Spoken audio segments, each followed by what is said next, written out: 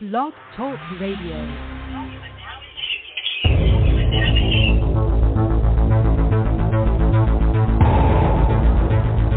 In the councils of government, we must guard against the acquisition of unwarranted influence, whether sought or unsought, by the military-industrial complex. In Dallas, Texas, 3 shots were fired at President Kennedy's motorcade in downtown Dallas. The first reports say that President Kennedy has been seriously wounded by this shooting.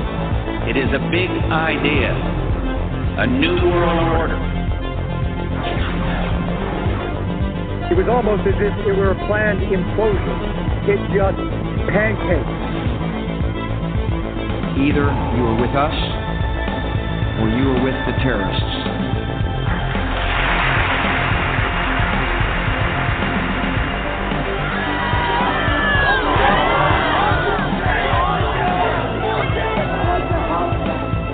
But I also believe that a lot of gun owners would agree that AK-47s belong in the hands of soldiers, not in the hands of criminals.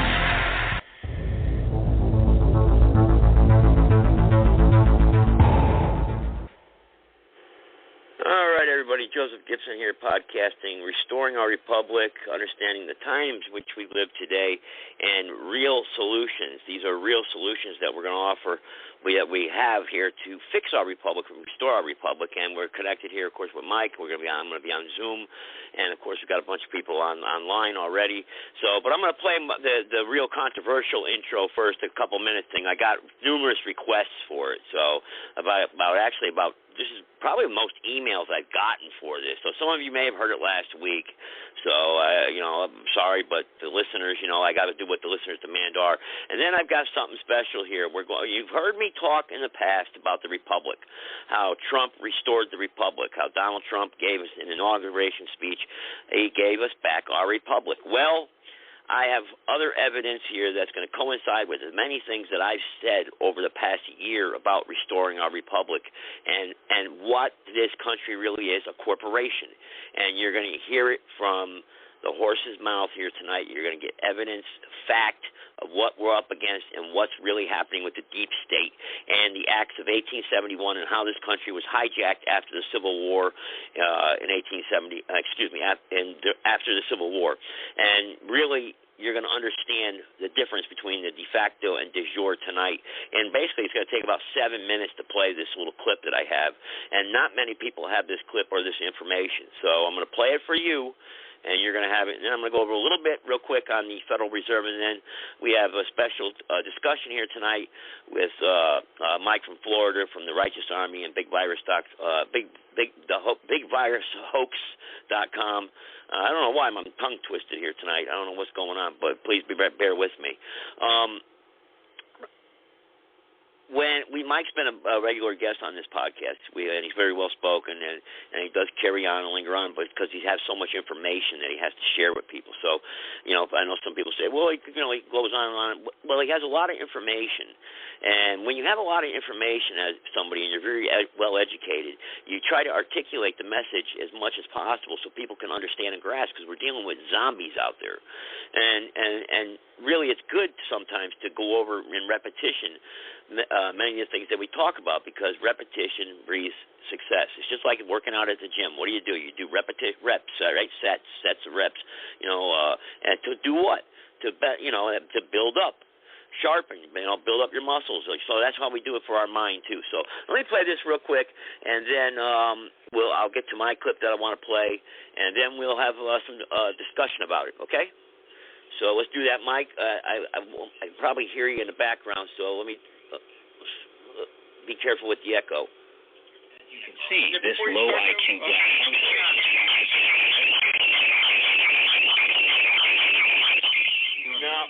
No, Mike, I'm getting echo in the background. I don't know what's going on. It's not working with that, with the connected with that. So I don't know what's going on with that. I can't even hear you right now.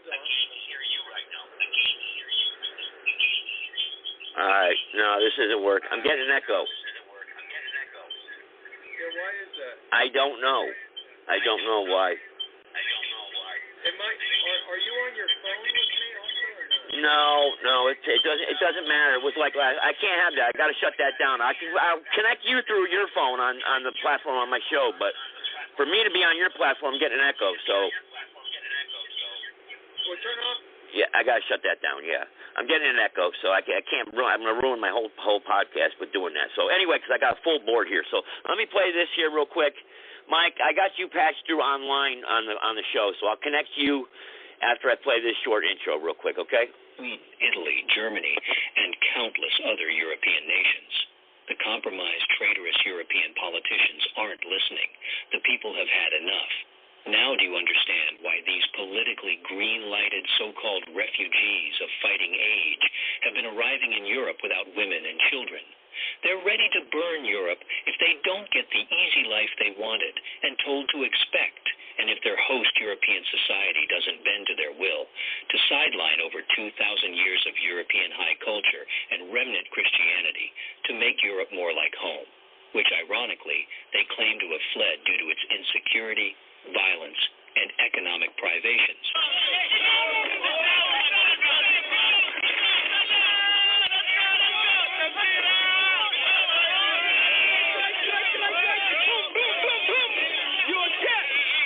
The invaders have been herded into ghettos, as we've seen in France and elsewhere in Europe. The civil upheaval looks opportune and spontaneous, which it's not. It's being led by mischief makers that are not black or Arab. The menace leads from the shadows in the rear, with money and influence peddling, which is the traditional currency of this tribe. The manipulator culprits are both unknown and unseen by the useful idiot invaders who are pushed and pulled with Hegelian precision to rape, riot, loot, and kill to serve the goal of destroying the white European civilization. But why now? And is this a spontaneous organic occurrence, or planned, orchestrated, and meticulously executed, and if so, by who, and for what benefit? That's what we're going to answer here as we draw together seemingly disparate events that bring us to what's happening today and where they're taking us, including who is the they. We name names. France has been packed full of invaders since the murder of Libya's Muammar Gaddafi by U.S.-backed rebel forces. Much of Europe has foolishly accepted the so-called refugees coming through an uncorked Libya, which previously held back a wretched African human river of economic refugees looking for a first-world existence. Clueless, naive, liberal Europeans have foolishly embraced their destroyers to show they're virtuous, humanitarian, and not racist. The term racist and anti-Semitic have been weaponized. Racism and anti-Semitism is punishable by law in Europe. The Holocaust can't be questioned. Nationalism is reviled as being fascist and Nazi. Weak-willed, self-loathing European liberals cast themselves prone on the ground or take the knee to prove their superior virtue. Since when has hating your own race, culture, and heritage been a virtue? The answer is, since nationalism and one's white history has intersected with Marxist critical race theory, which has overtaken academia and infected public policy, corporations, the media, and popular culture. Marxism is Jewish in values, as was its author, Karl Marx. France's President Macron blames social media for France burning. We have news for him. It's the Africans and radicalized Muslims who have been transported to Europe through lawless Libya as the Mediterranean jump-off point to cross the sea to invade Europe. Behind these useful idiots are the puppeteers reshaping Europe in their image. Gaddafi warned this would happen if Libya was destabilized to serve Israel's interests. He called Libya the cork in the bottle of African discontent that would overcome Europe. Precisely that is happening. Obama, the unworthy Nobel Peace Prize winner, and Hillary Clinton did the U.S. neocons' bloody bidding in Libya. It was Hillary who murdered Gaddafi using American rebel-directed proxies. Overnight, the body of the dictator was placed on the ground for all in the city of Misrata to see for themselves. It's expected that he will be buried today in accordance with Muslim tradition, but that funeral may be delayed. And we're now seeing new images of those final moments before his death. In this video just released, there he is, crowds surrounding him. The last bloody moments of his life show him wounded and begging for mercy. He struggles, stumbles, and shouts, as he fights against the enraged rebels. Haram Aleiko, he says over and over, an Arabic expression that literally means, this is a sin for you. According to APC's translators, it's generally used as a plea of vulnerability. Who can forget her cackle cry of, we came, we saw, he died. We came, we saw, he died. That was the starter's gun for the European invasion. The cork was pulled out of the bottle. They knew what came next. They knew it. Libya was a war for Israel, as was Iraq before it, then Syria, and they're still trying to get a war going by sanctioning and goading Iran. These Middle East wars serve Jewish interests by destabilizing its Arab neighbors who, united, threaten the greater Israel project of occupying all that sits between the Nile and Euphrates rivers. The two horizontal blue lines on the Israeli flag denote the two rivers, the great Zionist plan for a greater Israel whose historical opponents have been white Christian Europeans. Christianity in Europe has nearly gone. Now it's time for the white race, hence the invasion of Europe.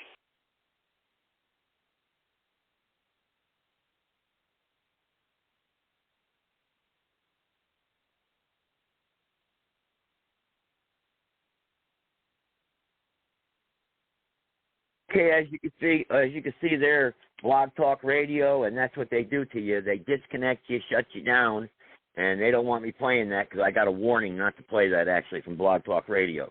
So that's what they do. That's the deep state. That's the new world order, folks. Okay? Censorship. They will block you. They will shut you down. Okay? I was told not to play that. All right? Now, I didn't want to say that before I played it, but I've got another one that's 7 minutes long, 7 minutes. This shows the Republic, okay? Now I got 3 lines connected here. So if they try to shut me down, this won't happen. So let me connect my other line first. This is the censorship. I pay for this. Why am I being censored? Why am I being told that I can't play what I want to play? Why? Why is this happening? Why? You know? This is absolute ridiculous nonsense. Okay, here we go. Let's see here. We got that plugged in, connected through. Okay, so I got another line here. Okay, so bear with me here while I patch this other connection. Now, this is the Republic being restored. This has to do with the Republic. Now, many of you throughout the years have heard me talk about the Republic again and the de facto corporation, the acts of 1871. The Civil War was not fought over slavery. That's not what the Civil War was fought over. And we owed lots of money to England after the Civil War because they came in, and they're the ones that basically caused this, the Rothschilds and whatnot. But we're not going to get into all that. We don't have to. But the fact of the matter is that the 14th Amendment enslaved all of us, okay? They changed the word citizen, person, and citizen in the 14th in your Constitution. And if you go to Black's Law Dictionary and look up the definition of citizen and definition of person, you'll have 2 different meanings there, and how they're applied in legalese and law. You'll understand what they've done to you. They've enslaved everybody. They didn't free the slaves with the 14th Amendment. They enslaved everybody, okay? And then what they did was they created the money system that they had to use, which was the Federal Reserve Act of 1913. And then they bankrupted us by 1929 and through the Emergency Powers Act of 1933 and confiscating all the gold. Trump was able to get our gold back, and you're going to hear about that next here, okay? Trump got our gold back. They were unloading the trucks from the Vatican, and the Vatican Empire and the Roman Catholic Church is one of the other evil institutions. It's not just the Jews, folks. I want to make sure that I make that clear. It's not just the Jews in Israel. It's Rome, okay? Rome, the Vatican, the Jesuits, okay? They are big, huge evil bastards that are controlling us right now and controlling what's going to happen. And I'm going to tell you what's going to happen. And in the next couple weeks, in the next few months, I'm going to tell you your future here in America like I've done in the past on this show, and I released this information. I told you when January 6th was going down. I remember the first week of December, and middle of December when I had guests on here, and we told you what was going to happen in January. We told you what was going to happen with the election. We told you many things over the years on this podcast show. And those of you who deny it or try to second guess me, go back and listen to the archive shows. They're still there. I have them, and you'll hear my words telling you exactly what was going to happen in the future. I don't have a magical crystal ball. I just watch things and understand the New World Order and what's going down. Okay? So let me play this little clip here. It's about 7 minutes long. You're going to have to give me about 30 seconds here to get this loaded up and brought up, and I'm going to play this. They shouldn't be able to shut me off here. While I get this ready, let me bring Mike on here real quick. He wants to talk.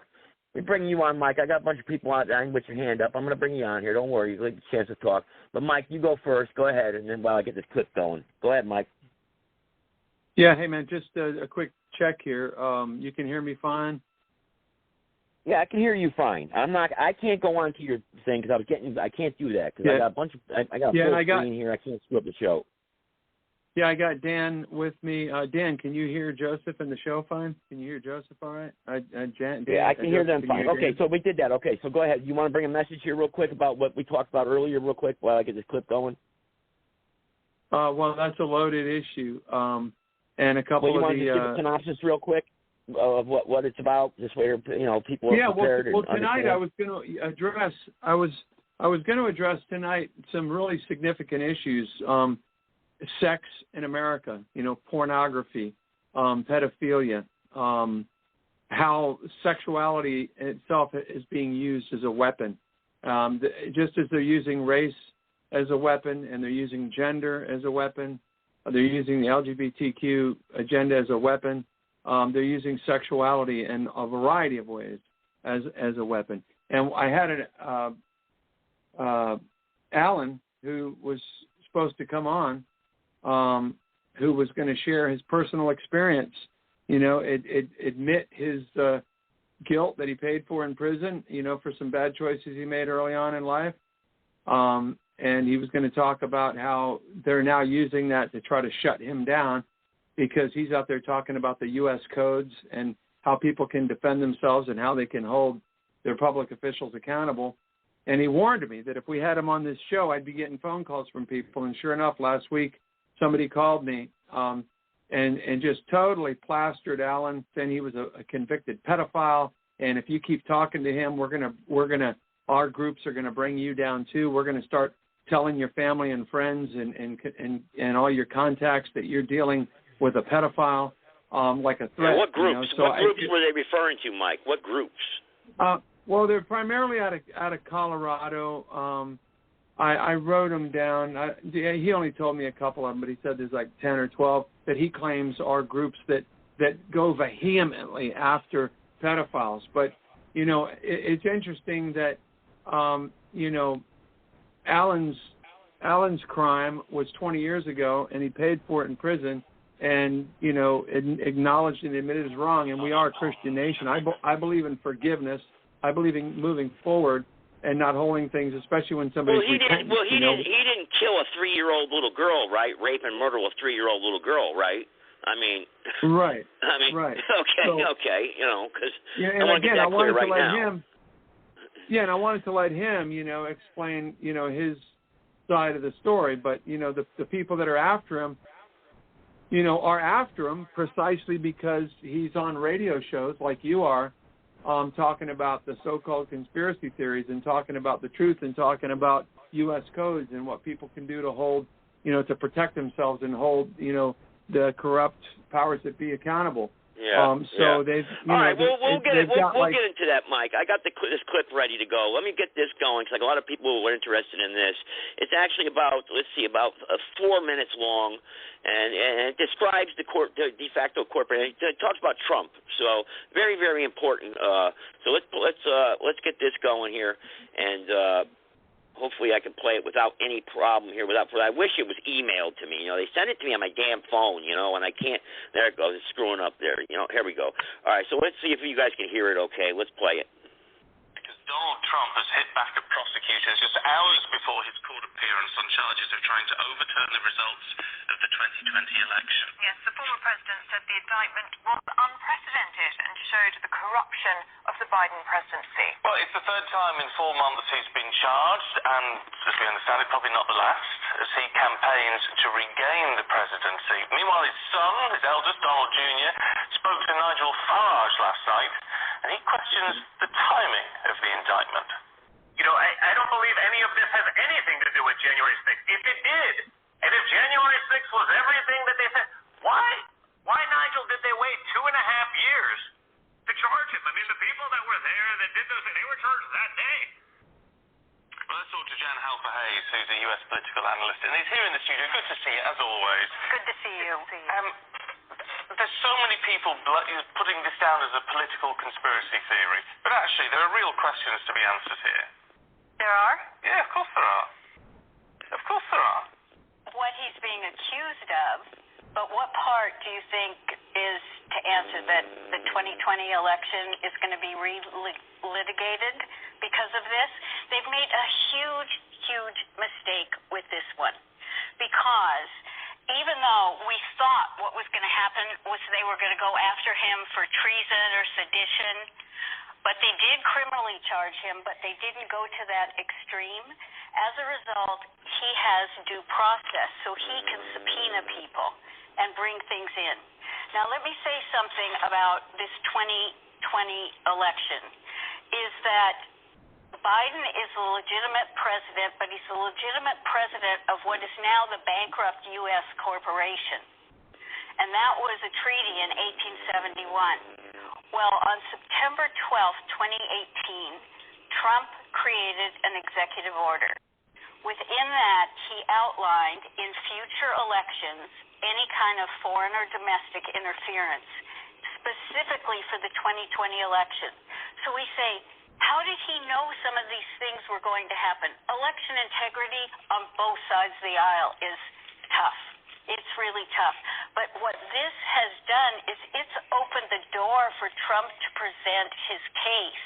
Well, that's a good thing, isn't it? Because what we see on this side of the pond is a very difficult situation where the legal system is politicized in the United States, which is abhorrent to us over here.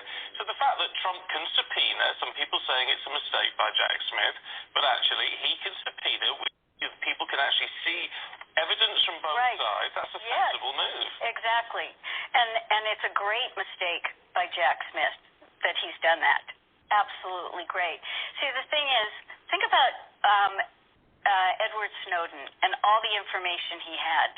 Think about the fact that our military, our Department of Defense Space Force, if you think that they don't have the actual real results from the election, then you're fooling yourself. Yeah, but what we do know with this is we're told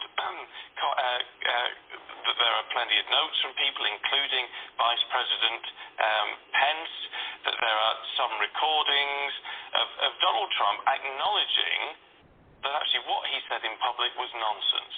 That some of these states, whether he claims saying look, Detroit is corrupt, it's all corrupt, the results are corrupt, and that when in reality he knew it wasn't.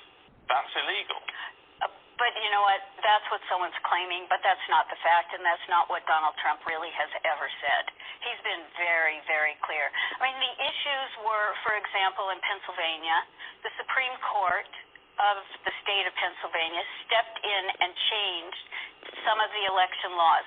Under our Constitution, it's only the state legislators that can do that. 2,000 Mules, the film that came out, what they did, they spent over $4 million tracking the phones. And the reason it's only 2,000 mules is that based on the visits to the drop boxes in Georgia, they had to have gone over 10 times. And they've got all the film for that. So the thing is that the election integrity is so different and so problematic in every single state. But that doesn't mean that the machines didn't do something, that there were some other kind of finagling. But the long and short... Go ahead.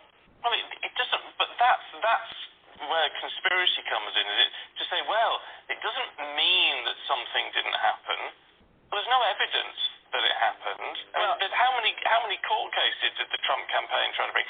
Nothing's gone in his favor. Okay, wait a minute. Everyone, the media goes, oh, there were 60 court cases that were rejected. No, there were 3. He won 2. He lost 1. 57 were never heard because they had no standing. And standing means that the person bringing the case has to claim some kind of impact or injury. So it's really, the media did that, and they're great at doing that, but it was a fallacy in there. And the thing is that, I sit on a task force at the Department of Defense, and the thing is, they've got the goods. They've got the goods, and Trump knew that if he presented any of the goods early on, we'd have a civil war. That he really felt that the people needed to see how bad it could get. And that's the sense that we're getting from Trump's lawyer about what his defense is going to be. So this is all going to be based on free speech, the First Amendment in the U.S. Constitution, that he had a right to say what he believed, and he believed that the election results were not as was put out. But the point is, if you live in a democracy and you believe in a democracy, then that means that even if you don't like the outcome of an election, you respect that, because it's a democratic vote. Well, a democratic vote, and so therefore he should be silent about it. So he has a right to speak, but the issue, of course, is if he then acts to subvert that election result. Oh, so that because you think he's being criticized because in Georgia he said, "Can you find me 12,000 votes?" Or, the thing is, he didn't try to subvert anything. What he's really done is he set up the deep state to come out, and that's why we're seeing all these things. I mean, it was revealed with whistleblowers and Hunter Biden's ex-best friend that in 2015, the head of Burisma gave Joe and Hunter Biden $10 million bribe. In 2018, Joe is on TV publicly saying that he threatened that unless they got the prosecutor fired, that he wasn't going to let them have their $1 billion in support. In 2019, Trump calls Zelensky to find out about what went on to get the prosecutor fired, and he gets impeached. I mean, we've lived with it for a long time. We're almost out of time. I just want to pick you up on one thing. You said earlier on, Donald Trump has been very clear on this. Is he a man that you believe? I mean, look, he's about as believable as a chocolate teapot, isn't he? Look, I know that. Thank God you got the negativity in at the end and not the beginning. I can always count on you for that. Always. But it's a legitimate point to say that Donald Trump is a man who always speaks the truth. That can't be the case. I mean, it's hardly the case of any leader, to be fair, but definitely not Donald Trump. Well, I don't know if I said everything or always, because I do call him the embellisher-in-chief, because he's a marketer. But in terms of telling us things, optics, you better believe that he's very much a straight shooter in terms of actions that he's going to take or what he thinks needs to be done. They made fun of him because they assumed he broke protocol and walked in front of the Queen. No, if you go back and look at it, you will see he looked at her. She gave a wave with her hand. He proceeded. She took a couple of steps, he stopped, and he waited for her to join. That was an optic to tell us that he then was going to bankrupt the U.S. corporation because it was the Vatican, the Crown, and the U.S. that was part since 1871. And we were giving you our tax dollars. We were paying back. Forget this Tea Party and without taxation, without representation. We owed you a lot of money because you helped us in the Civil War. And so that is what Trump has now, he told the Queen, I'm ending this. We're dissolving this corporation. We're going to go back to being a republic and we'll all be separate. The Pope wasn't happy. You should find the picture of him visiting the Pope. It took 650 planes to remove our gold from the Vatican Bank. I'm not very happy about it, Jan, to be perfectly honest. We could do with your money at the minute. Keep it flowing, I say. Jan Halberhayes, really good to see you. Thank you very much. All right. Okay. You heard that about the gold, and that's true. I remember when that happened actually with the gold. So, and that's how we're going to abolish the Federal Reserve banking cartel. So let's get on to that now. How do we do this? How do we get rid of it? Before I start taking calls here, how do we get rid of the Federal Reserve and the banking cartel? Mike, you still there? Yeah. Yeah, and I'm being a little facetious, but are you working for the deep state now? That was such typical Q-side. No, that's what happened with the Republic. That's the Republic. How is that wrong, Mike? How is that wrong? How is that wrong what happened? That's exactly what happened. I remember that moment with the Queen. I remember that, actually. And that's absolutely correct. He snubbed the Queen, and he broke the treaty with the Queen. No, the point is that Trump is an actor, just like all of them. I don't buy that, Mike. I don't buy that. I just don't buy that. Right. I just don't think, Mike. I just don't know. I mean, you could be right, but and we could be. But in that case, then who's good? Who's wrong? What are we doing then? I mean, is everybody duped and wrong? I mean, what are we doing then? Well, let me answer that. There's two potential realities. Dan, I would love for you to back me on what I say here, because Dan and I are of one accord on this. Overall, yes, Joseph, and we've discussed this before too, a literal, direct, biblical, if we were to use the Bible as our example and took it literally, okay, there is no good in this world. It's a corrupt, evil world, and we're all waiting for the glorious return of Jesus Christ and his angels. That's streamlined, straight-shooting Christianity, okay? And if that's true and literal, then yes, they're all corrupt. And it's all a big psyop to put into play their New World Order religion, their one world government, and that's why I say Trump and Biden are good cop, bad cop.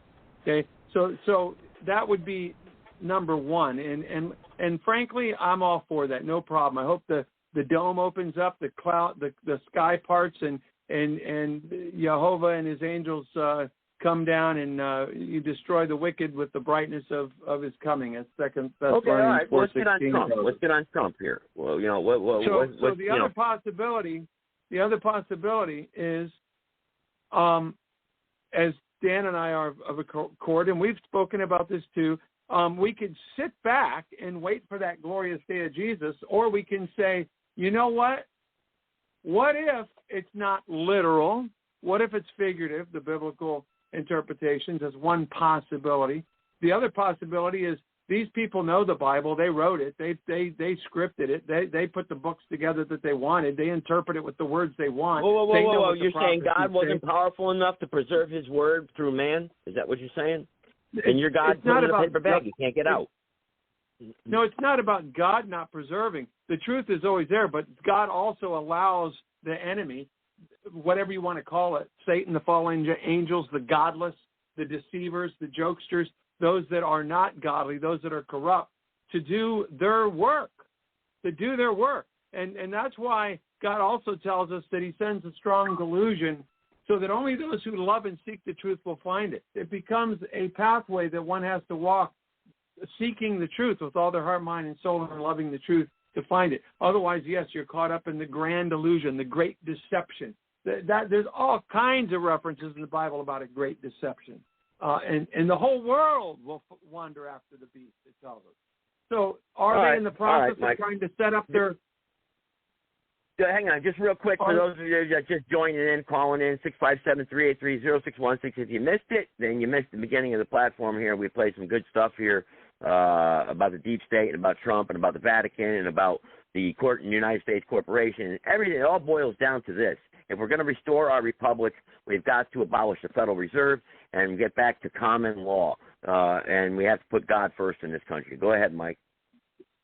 Yeah, well, and that brings up, the second scenario, again, that people like myself and Dan and you and many others, many of your listeners, need to recognize, hey, if there's a Yahushua returning in the clouds of glory with angels, great, I'm all for it, hallelujah, let it be today. But in the meanwhile, what can we do to right the ship, right? And what can we do to restore our republic? It's not about sitting back and drinking your sodas and vaping and defacing your body and indulging in all the wiles of this world, thinking that Trump is the savior and he's here to save the day. No, it's about each genuine, true American genuinely being a genuine Christian. See, this whole thing of Christianity is problematic too. Many people are opposed to Christianity and take the position of it's all fabricated, the Jews created it, it's a big psyop, it's all fake. And the ones that take that position are right, because there is such a thing as fake Christianity, an illusion, false Christianity.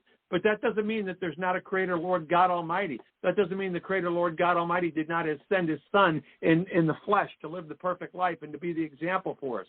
So are we living that example? Are we repentant? Okay, all right. Well, we're not. We know we're not. We're in the end times. But let me do this about the Federal Reserve here real quick. You want to bring Dan on real quick to comment? Because I want to do this. I have a bunch of callers waiting on the line here. So, and I want to go over the Federal Reserve real quick. So, because that's the only way we're going to restore. As me being a candidate here in North Carolina, these are the things that I'm going to have to push forward because I want to abolish the Federal Reserve or audit the Fed. But go ahead. If you want to bring Dan on real quick, go ahead, Mike. Go ahead, Dan. Dan, you there, Dan? Dan might be hearing us in the distance, and he's headed for his phone. But let me say this on behalf of one of the statements Dan made on the last show before he left, because he's liable to come on and talk again about the people that are swinging at the branches and not destroying the root, because he knows who and what the root is. But Dan is also all about a parallel society. So the more of us that we get to wake up, the more possibility there is for us to build that parallel society. I believe Dan's back. Go ahead, Dan. Okay. I'm trying to keep Dan's advice here about keeping control of the platform here, not having everyone yell over each other and we start in the shouting contest and all that crap, you know? Dan might be having some issues with his mic. All right. Well, then let me. Well, then let me. I got a bunch of callers waiting, so let me bring on this about the Federal Reserve here real quick. It shows Dan coming on and off on his mic, but Dan, I can't hear you, brother. Check your wires. Yeah, we can't hear him. Wiggle your wires. Make sure you're plugged in, Dan, and make sure you're not muted, and then just start speaking when you're ready to talk. And okay. When he starts speaking, I'll stop. Okay. But anyway, let's go about the Federal Reserve, you know, which is our major, which is really the most important problem we face. We have to have a bartering system. Obviously, we all have to have money to survive. We know that. We have to trade with each other and pay our bills and whatnot. But we can't because we're being sucked up by this inflation and deflation and the games that they play. And we know when they confiscated the gold, they took our constitutional money away from us. Right? We can all agree on that. I mean, there's no doubt about that. Yes. Well, there's no doubt that the Fed, which is the same as the world banks, are the problem. Yes, that's why they're trying to have a one world currency, digital currency, one world order. It all goes hand in hand. Dan's trying to come back on because I keep seeing his thing. Dan, keep trying. I don't know why you're not. When I hear his voice, I'll stop. When I hear his voice, I'll stop. I think I heard him faintly. Say something, Dan. Now I hear you.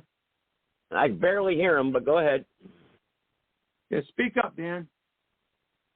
Okay, I don't know what's wrong with the computer, but it's there's something. Can you hear me now? I can hear you now. Yeah. Yes, go ahead. Well, I was just going to say, you guys wrapped it up pretty good with your previous statements. You know, everybody looks for the system, the political system, to fix our problems, and the political system is the problem. So we got to get back to living under the common or biblical law. And personally, I'm all in favor of a righteous monarchy. Get rid of this whole idea of a Congress, legislature, and all that bullshit, and a parliament, because they don't work. That's why our ancestors didn't have a system like that, because it doesn't work. The enemy put those systems in because they know that they don't work and they can be corrupted and manipulated. And we don't get any representation, whereas a righteous monarch, it's very difficult to get to them because they're an individual who are steadfast. That's why they get elected as a monarch, because they represent the people and want to do the best for the people. I yield. Okay. All right. Let me. Yeah, Mike, hang on. Let me just bounce before I get into the Fed thing, then, because I know I got a bunch of people waiting on. I don't like to let people wait on hold. So I like to give the listeners preference here. So the ones that press 1 here, because I see them bouncing up and down, out, in and out in there, because they're so impatient, because we got our smartphones up our ass, our dumb phones, and we got to hurry up when we're on the run to go everywhere. So anyway, go ahead. 323, go ahead. Well, hello, Joe. This is Joe, and hello, everybody else, Mike and Dan, and all the other callers and listeners and waiters. So I heard Mike talk about what are we going to do, and I saw the term solutions in the title. So has anybody come up with any solutions yet, or are we still going around the rosy with a lot of background noise? Yeah, we have the solutions. Yeah, there is solutions. Absolutely Okay, solutions. good. What are they? Matter of fact, the last show that we had, we spoke about the difference between a citizen and a national. And we covered quite a bit of ground there. I don't know if it's recorded, but you can go back there. A lot of people would recognize this argument as being a straw man argument, which if you actually what is the strategy for achieving a result? That's all I want to know. I'm sorry? What is the strategy for achieving a result? Solutions. Now, many of these solutions are already in place, and you can take advantage of them right now. Which are? Becoming a national. You see, under a citizenship, you have a duty as a citizen. As a national, you have the freedom of a natural person. So, hey, Joe, can I question the way that I want to question, or should I let just go everybody? Ahead. Go. I connect callers. You're able to. You guys are allowed to go back and forth and question each other. I mean, I just don't want to turn into 30-minute lectures over each answer. You know what I mean? So let's kind of keep them brief as best we can. Joe, yeah, just so you know, that's Alan in Colorado. That's Alan in Colorado. Yep, Alan in Colorado. Hey, Alan. Go ahead, Joe. You want a question? Right, go ahead. Joe wants solutions, so like everybody else on here. So go ahead, Joe. Alan, you're the one that had the solutions about the codes, I believe, right? Yes, I can quote quite a bit of the U.S. code, but one thing that I am diving into, and I'm diving deeper and deeper into it every day, I've discovered several things, is this national status. You have a dual status. Now, this is actually... I don't want to... Right now, all I want are very specific answers to very specific questions. They're going to be very, very pointed. That's the way I do it. Joe knows it. That's the way I do it. Okay, with your solutions with regards to the codes, how do the citizens apply these codes in order to get rid of the corrupt politicians? By getting rid of your presumed status. When you walk in and discuss anything with these officials, whether it's a judge, a police officer, or otherwise, these people are addressing you as a citizen without you declaring the fact that you are not participating as a citizen, but you are participating as an American national. Then they will so now I go, where do I go in order to declare myself as an American national and make an impact with these codes? Well, here's the thing. You have to do a little bit of history. I don't recommend anybody doing this unless you have substantial research in doing this, because this is not an after the fact. It makes the after the fact much stronger. Let me interject a thought there, Dan, in response to your answer for Joe. There's a variety of people who are, like Alan just said, you got to educate yourself and catch up on things. Everybody does. However, there are people that have spent the last 30 years doing that. There's an online resource called Americas-Assembly that does it. There's David Straight who does it. There are people that follow the Anna von Reitz process. Michael and Alan, can you give me examples of anybody who's applied these particular procedures and have won? Yes, I can give you a show where about 30% of the participants in that show have actually declared a national status. No, I'm talking about declaring themselves a national status, going into court or wherever you recommend that people go to in order to get the result of getting rid of a corrupt politician or overturning a law or doing something legally. That's two different subjects. One pertains to you. The other one pertains to a criminal act of an unknown actor. Okay? So I can answer the question for you, and I can answer the other questions separately. How do you want to go about it? Well, I as an American citizen. You have hearing the this for the duty first to time. report a crime as a citizen. You do not have any such duty as a national. Okay, here's what I want. I want to That's get rid of corrupt politicians. Okay, that's my major goal. Get rid of All them. right, we start with How do I, as a national, Title 18 do that? USC is the charter for FBI. This is what they're failing with the Biden laptop. Let me okay, they are the ones that are chartered in order. How to do I, as a Plan national, Act, and get anything rid of a attached to that, corrupt that's Title 18. politician? Hang on, you guys are talking over each other. Hang on, you guys are talking over each other. So ask the question, answer, ask the question. Can't ask the question and then answer it for him. So go ahead, Joe. Okay. You first, then Alan. Go ahead. All right. How do I, as a national, go into what office and get rid of a corrupt politician? You don't. Can I interject what as well, do I- Alan? Hang on, Mike. Being Hang on. a national has nothing to do with walking in and getting rid of the politician. Well, that's my question. How do we get the cancer in the United States are these corrupt politicians. We have to get rid of them. Yes or no? Real easy. We start as we the people. If you have been harmed by the action, directly or indirectly, by any of these politicians, a good example, maybe they had a mandate that you always had to have your windshield wipers on and turned around and fined you $25. Okay? Now, we're on multiple platforms here, so I'm being careful. Okay, let's say you were injured in any way. You lost job, you lost work, you had to take time out, you bills. There was no moratorium on the banks demanding their what? The mortgage. The banks could still demand the mortgage, but the landlord could not demand the rent. That's completely backwards and wrong. Okay, but that's what they did. Now, if you have been damaged for that, you have a claim, and that's it. You actually file in civil.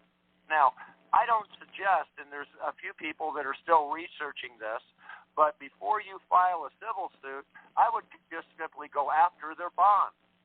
Without a bond, they're no longer in office. I can show you an event where the teachers union and the teachers in Illinois all immediately wound up resigning because these people were coming after them for their bonds for what they were teaching their children in school.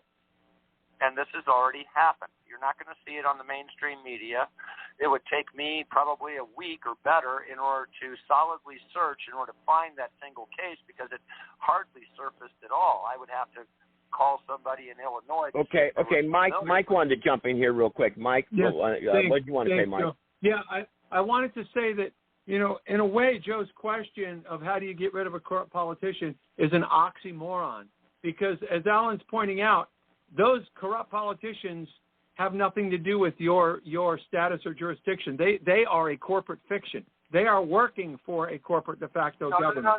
Wait a minute. That's the reason why we can do something. Wait. No, I didn't say we couldn't do nothing. Wait a second. Let me fill that. Let me finish. They are not a corporation. They are a person acting under the color of law with the title of. You could not sue a judge. You could not sue a prosecutor. But Mr. Smith, I can sue you. Right. I don't care what job you have. Right. I can sue you. So Well, I believe in lawsuits. That's true. So that has nothing to do with being a national. It's bullshit. But I got news for you. Did you know that you have a higher immunity than they do, called absolute immunity, which a lot of people sit there and laugh at movies where I have, what is it? Political immunity. When they're visiting from another, planet or something, they have political immunity or political asylum. They don't have that either. All right, Alan, but hang on. Mike wanted to finish his thought. Hang on. Mike wanted to finish his thought. He got cut off. Immunity goes out the wall, and I'll tell you why. It's your Alan, Michael wanted to finish, and then Alan, time out. Come back in. No one ever talks about your immunity. Alan, okay. Maybe he can't hear us. Alan, can you hear Joseph telling you to hold on? Hang on. Mike wanted to finish his thought. He got cut off. Everyone cut him off. Go ahead, Mike. Finish your thought. Yeah, I do appreciate Alan clarifying that. I was kind of going that direction, but he pointed out that I was saying that they are a corporate fiction, and he did clarify, when they're acting as a judge, but it's a person behind it. So you can actually, you can go after the person. The point I'm making is that they are working for a de facto corporate corrupt system to begin with, which we all don't like. So we do have to reestablish our common law, like Joe's been saying for 10 years, reestablish the republic, right? It's about rebuilding the republic. The republic is based on common law. It's not based on legalese and all this BS that people are subject to as a citizen. Michael, the solutions that you're talking about, are they legal, or do people have to go to court, or what? No, there's paperwork that you file just to inform the system officially, to advise and inform them that some do it as a repudiation of the 14th Amendment. Others do it as a declaration of status. But in short, you're declaring your status.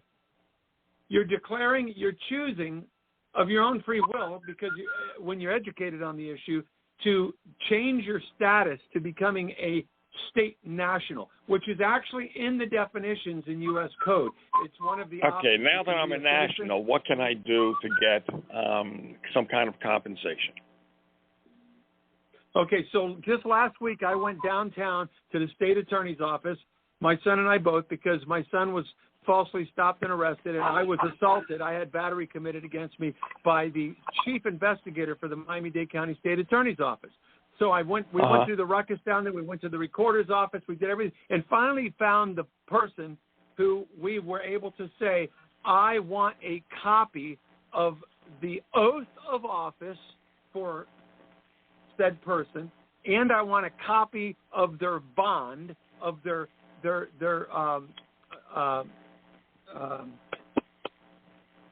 surety bond? Indemnity bond. The bond is the same thing as if you're a contractor, you're familiar with the bond for contracting. Right. It's the same bond. Right. They're surety bond. And then the other thing, which David Strait brought to my attention in a phone call last week I had with him, is he says you also want to get a copy of their FARA, which is Foreign Agent Registration Act, because these people are acting as foreign representatives working for a corporation that's owned by a foreign entity, which is completely outside of the constitutional republic. That's why they have FARA. Okay. So, but in the masses, though, Mike, as the people in the whole, the people as a whole, are they going to be able to do this? To deal with, so they don't allow it. Why is everyone talking over? Why is someone talking over me? As Joe, people in the whole. Alan, listen in closely so that you can hear when Joe's trying to talk, because he's got to moderate everything. Joe, all right, Joe, the other Joe. Do you have any more questions, Joe? Because I see where you're going with it, but I don't think they're getting answered. But I'll wait. Okay. I got other callers here, a bunch of them actually. So let's bring them on, huh? All right, 336. Go ahead. Hi there, Joe. How you doing? I'm doing fine. Well, you told me to call in, and I'm calling in. Okay. How you have doing? A question? And you are 336? Yes. You have a question, sir? Yes, I am. Hey, I have a couple questions. Are you going to do that gay pastor show later on today? All right, there we go. You're off the air. Go ahead. There we go. That's what we have out there. That's what we have. 415. Go ahead. Go ahead, 415. Area code 415. Okay. You have your hand up, and now you don't want to talk, I guess? Okay. All right, let's see here. I think this is Tave 234. Go ahead, Tave. Good evening, guys. How are we doing? All right, go ahead. Can you hear me okay today? Yes, go ahead. Okay. It was brought up a little bit ago how you actually can remove these politicians from office. It's a good question, because I understand the David Strait thing. I watch him. I understand it all. I think it would work.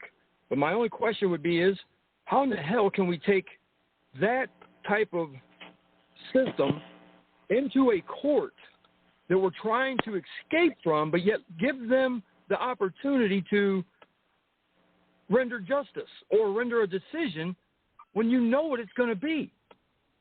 I mean, I just don't see the end game with trying to deal with them. That's would be my question too. Can we go around not dealing with them? Or if we can't, how can we use a rigged court system on our behalf? Would that be another question, Dave? Yeah, I said exactly. I mean, if we get these people and we hold them accountable, are we doing it in our system or are we going to do it in their system? Because their system's completely flawed and broken. We know that. It's got to be destroyed. There's no going back to this stuff. That's why Donald Trump did what he did, and he's exposing the deep state because he's going to use their system against them, and he's going to expose the deep state. Don't put all your eggs in the basket for Donald Trump because in 2017 he accepted Judaism secretly in the White House. Oh God. Oh, all right. But anyway, I know. But in 2018, if you listen to what I played earlier, this has all been a designed plan. Listen, I know he's the snake in the grass. He's the Antichrist for the Jews or the people. Well, if you believe that, Dave, then I don't know. I mean, if he's the Antichrist, I mean, come on. Do you know what the crown of Torah is? Oh, he can't be the Antichrist because in the Bible it says he has to be from the Middle East. So he's not an Antichrist. Okay, let me explain something to you. Do you know what the crown of Torah is? No, explain it. I don't say. What is it? The crown of Torah is given to someone outside of the Jewish Judaism belief, but it's like how do you want to say? It's the number one person to be an African, but you're not an African type deal.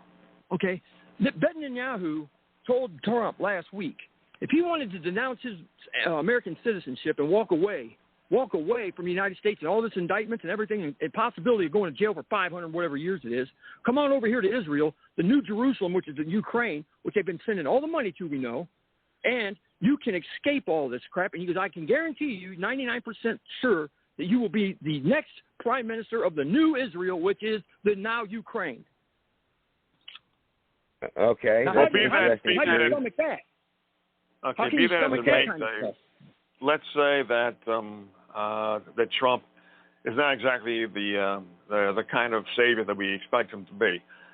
What we need to know is what can we, as the American people, what can we do in order to make sure that all of these particular factions, the so-called Trump traitors, the Judaisms, the Vaticans, etc., what can we do to defend ourselves and defeat them in a strategic way? The only thing I can see, Joe, the only possible way where you already have substance, you have numbers, you have, I want to say, order, would be through the military tribunals, where all these people are going to be held accountable through them. It's a system that's already set up, separate from with the continuity of government that's running, and then they're held accountable. And if they have those only last a day. They don't go for months and months and months. So you go to court in the morning. You're done by the end of the day. If you're guilty, you get what you're charged with. Who's being charged, Dave? But then the military turns around and gives the back to the people. Hang on. Who's being charged? Well, you can name any one of them. Anybody that's involved with the system. That's Kay, come on now. Let's be honest here. Well, give me some examples here. That's signed off, Mayorkas, Garland, any official that's signed off on a piece of paper that's you have an actual piece of evidence you can present in a tribunal court and say, here is this gentleman saying this is okay. You want to go pedophilia? How about the attorneys? The prosecutors? They're not military personnel. How could they be in a military tribunal court and be tried under a military tribunal? They're not military. They're citizens of the United States. Joe, you need to look at the laws of war, my friend. Hang on a second here. We're not at war with them. Yes, You're saying we're declaring war against our own citizens? Yes, we are. In other words, Dave, in order for this to happen, you're assuming that the military has to take over because Joe's right. If there's a military tribunals do not charge citizens unless they're arrested by the military police. So paramilitary tribunal. That's not quite right either. Listen, the only reason why the president would be held at a military tribunal is because he is the president of the armed forces. Well, yeah, he's the commander in chief. A military tribunal is those that have a chain of command. And he would have to be arrested by the chain of command, the military police, maybe even the attorney general. He's the commander-in-chief, so I understand your point, Alan. The thing is that let's not split hairs. Let us try to find out in a simple way what the strategies are for us. I want to get out of here by next month. I want to have something next month in my hand that I can take somewhere, someplace, and have results. What can that be? Joe, what can I do? If we look at the military, they're already set up. Everything's there. Now, are they going to side with the Yahoo, the bastards in office and in power now, or are they going to be on our side? I have exactly what you can do now. Do you want to hear it? To try to do anything from the ground up and go in a month from now, ground up, there ain't no way. No, this will and has got officials to simply resign within a week of getting them. They just walk away. Good. Would you like to know how it is and the story behind it? In Ferguson, I just want to know how it's done. If you're going to talk about the codes, you talked about that one time before, which I thought was a good solution. So how do we present this solution in a workable fashion? No, I thought you were talking about. This is even simpler. This is 10 times simpler. Let me explain. Forget the backstory. Just explain how to do it. There was 2,500 arrests. Okay, out of the 2,500 arrests, there was only 8 people that went and filed an actual civil suit. Out of the 8 people that went and filed the civil suit, there was only 4 people that went to the FBI. Because these 4 people went to the FBI, and the FBI happens to be housed in the same federal building, within a miracle of amount of time that it took the court in order to make a decision, the 5-second rule was overturned. 8 months after Ferguson, 2,500 arrests were overturned. And I will tell you, just prior to that, there was identification of different officials, both in Ferguson and St. Louis, that aided and abetted and tried to make the situation as bad as possible. They were sent a letter, which was certified mail. Okay, they had to sign for it. And it did not have a return address. Instead, it had a general return address to that post office, and it was tracked electronically. Each one of these people, 20 of them, it was more than 20 if I remember right, received one of these letters. 18 of them resigned in the first week. And the reason being is this letter says, this is the violation that you are guilty of. That's it. There's no signature. There is no where it came from or anything. All it is the exact quote from Title 18 that they were sent that we knew in public record they had violated. And these guys are anonymous.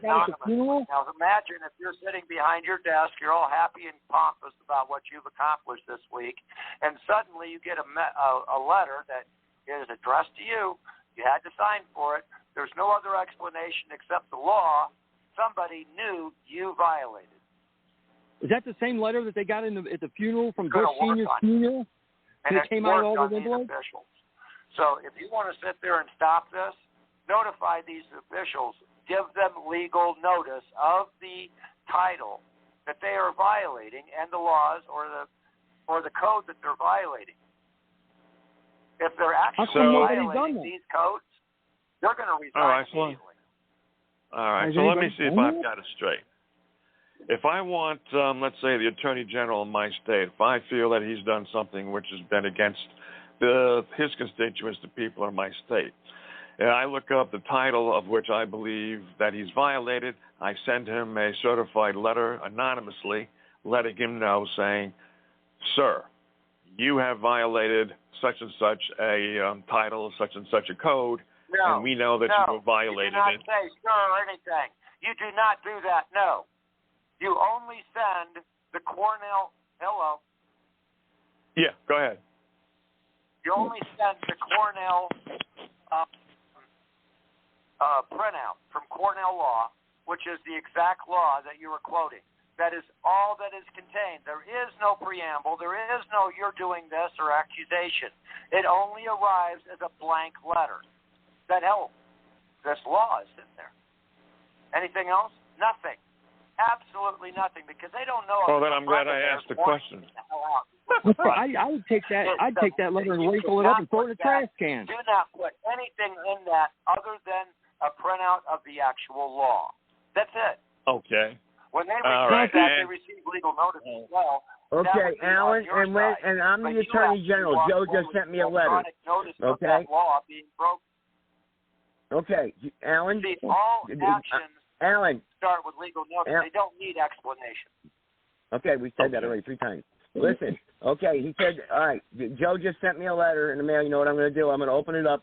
I'm going to go to my secretary. I'm going to say, look at this guy right here. Throw that in the trash. Send him a back and reply. That's what's going to happen. Now what do we do? Quiet. Now what do we do? Now what do we do, Alan? I mean, it's an accusation. Oh, God. I'm going to mute you next time. One guy at a time. If you send him an accusation, I'm requesting this for won't Alan. work. Go ahead, Alan.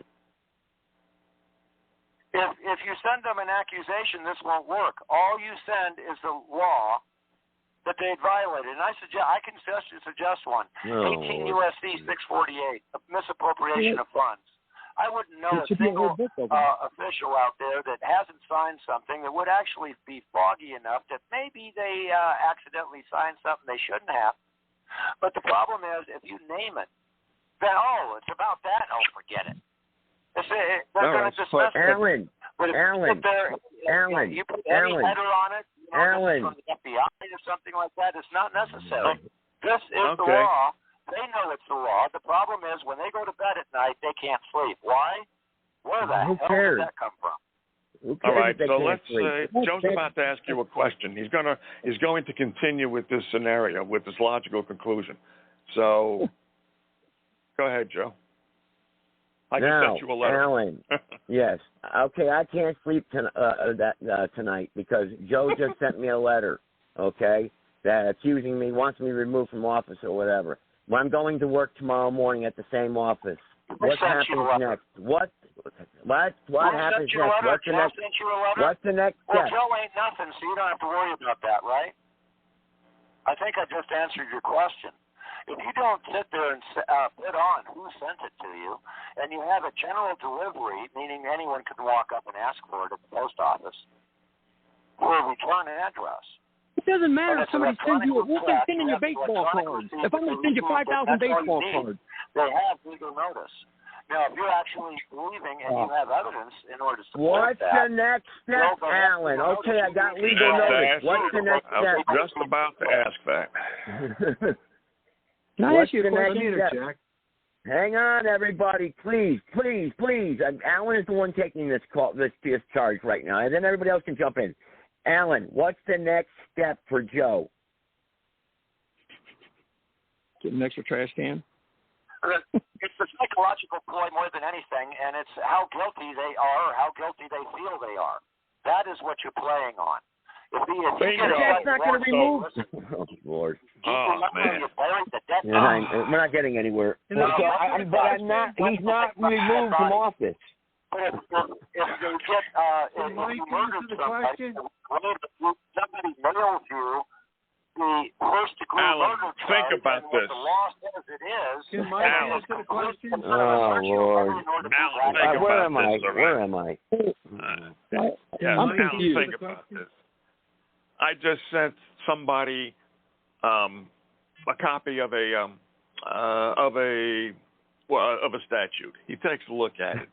He now says, somebody sent me a copy of a statute. No return address. Maybe he tries to find out who it is because he signed for it, but he can't find it. So now he knows it's an anonymous sender. You're right, and you're right about the psychological impact. If the guy says, there is nothing here that's accusing me of anything, just somebody sending me a statute, why would the guy worry at all? To level these bums around, you think the world has If they're innocent of this charge, okay, they're going to think, oh, someone's sending me to let me know that somebody in my office is doing something terribly, terribly wrong, and I better start looking. Or, if they're guilty of that charge, like I said, don't you think that 90% of these politics are driven by blackmail? Yeah, so why would any of them resign then? Jumping off to a millionaire's, island in order to play. How many things? And how easy I'd like to interject in that. It just so happens you were like Comey, and you just so happened to have a blackout period. We're not getting anywhere. Okay, now, Cade, you want to make a comment, Cade? Go ahead. I would say the 99% of these guys that we're talking about. Oh, God, everybody's talking over everybody again. I know. He can't hear it. You can't have no order at all. No order. And we're going to restore the Republic. Everybody just jumps in, starts yelling, starts talking. Well, please. Cade, go ahead, Cade. You want to make a comment? Go ahead. I thought you said go ahead, David, and Alan just keeps talking like he must have not even listen to us. He just turns us volume. I don't think Alan hears us that well. Right. I don't think Alan's hearing us that well. So he's saying that if I send let me say, Joe, I'm going to send 2 Joes an anonymous letter out of a book with all the codes and laws that I could figure out that I thought you broke one of them. I'm going to send them all to you. So I'm going to send you an Encyclopedia Britannica set of laws. Now, I'm supposed to think that you're going to sign for this, you're going to accept it, you're going to look at it, and you're going to feel guilt, and you're going to stop doing what you're doing. The level that these people are at, do you think for 1 second that they're worried about you, an anonymous person, number one, going to send them something that actually has no bearing on anything whatsoever? You can't. That's an accusation. You haven't proven anything except maybe, like you said, psychologically, if it even puts a dent in it. I mean, I don't think these people give a shit. That's what we're at. It's not even and in my opinion, it's not even an accusation. 18 out of the 3 people, I think it was 23 that actually, 18 of them resigned within a week. So I know, but you also mentioned, Alan, that you weren't sure. You assumed that they did. You're possibly wrong. Okay. So let's take a look at the logic. All right, come on, hang on. Joe's turn. Go ahead, Joe. All right, I'm with Dave on this, okay? If I know that I've committed about 5 or 6 or 7 or 8 or 10 or 12 of different 30,000 different crimes, and I'm getting paid by the lobbyists in order to do it, and I get not even an accusation, I get something in the mail about a statute of a law that maybe I broke and maybe I just recognized because of my guilt or because of my knowledge of the law that I broke, but with no accusation, no name, no return address, just a printout, I'm going to assume, oh, my God, the jig is up. Somebody caught me, and I'm going to feel immense guilt? I don't think so. Why would you'd have to worry about speeding in your car. The first reaction I would have is wondering what I had signed in the last couple of months that would sit there and have someone mail me that, and what I could have done that someone thought they had me by that. The difference between your response and the person that's guilty is the 18 that actually This is getting like foolish. I think it is. What is Elvis for flying this week? Well, I don't know. Would they still resign? Okay. This is how far north is north. Are you guys all working for the feds and you feel like you're interfering on a Zoom meeting or something? I don't give a shit about the meeting. I'm not even recording right now. I appreciate it because in the general public, these people are actually using these words thinking they have value. They don't. Right. So, a last word. The last word, if I can, Joe. So what if they don't resign then? What if they don't resign and they decide to stay in office? Well, then the people that do buy it, work it. I'm sure but that's a good question. What if they decide to stay in office? And then tell me, hey, listen, I break it in half. Look how much more valuable it is. Now you have 2 pencils. So I want $20 for the same pencil. All right. Where are we? And where am I, Captain Kangaroo? Listen, what's going on here? I can't even. I don't want to. I'd be afraid to get up and make my Wheaties the wrong way, or speed on the way to work, or comb my hair the wrong way because somebody saw it and wanted to send me a book on it and say it's against the law. Can you imagine what these people get from other people in mail, let alone that has something anonymous come? They're going to look at it or throw it right in the trash. So that's our solution to restore the republic tonight. This is our solution to restore the republic tonight. I've been doing this for 10 or 15 minutes. Chase like a dog chasing its tail. All right, let's say that works. Do we have any other solutions besides this? The question do we have simple. anything else? The question was simple. Alan presented an answer of take the law and send it to the guilty party only because it's worked before and it may be effective. It's not the tell-all. So the next question Alan and Joe were having, unfortunately they started being a little facetious and sarcastic about it, which they shouldn't have done, was, okay, if I send the thing in and nothing happens, then what? It's that simple. You got an answer, right. Alan? That is a very valid question. I'm talking. Okay, Hold on, Mike. Alan. Don't cut me Go off ahead, again. Mike. So I'm just saying that I've already established that the number one thing to do, yes, send them the law, let them know, put them on notice, make it registered mail, but pull their oath of office, pull their bond, and file a claim. Not a complaint, a claim. You'll have a good night. Okay, now, how Mike, do we do that? I've seen that before. I've seen that here in my town with I believe it was a principal and a guidance counselor where the kid's parents went and did something with the sheriff, and then they came back and they presented they wanted to see their bonds because I don't know if they were, because I guess you're supposed to carry that no matter what in education or whatever, how it works. But they didn't have it. The principal didn't have it. Gone. Okay. Right now. Gone. All right. Does that make so sense? How many times has this been successful? Oh, I don't know. Wait a minute. Somebody said they don't know? Wait a minute. Hold on. So this is supposed to be successful, but nobody knows how many times it's been successful. So without knowing how many times it's been successful, people are now going to have to put their effort and their energy and their time into a solution that may or may not work. That's what I would say. I don't think that would be an appropriate or not a smart thing to do because you're fighting a battle. You don't know you're probably going to be uphill. Okay, all right. Let's get back to the drawing board. Let's get back to reality here, planet Earth. Okay.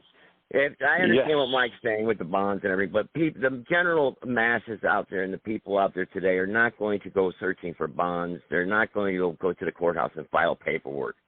Okay. I understand that this is That all depends, Joe. Is everybody going to start yelling right before I'm done and start talking and yelling? I mean, if that's the case, I mean, what the hell?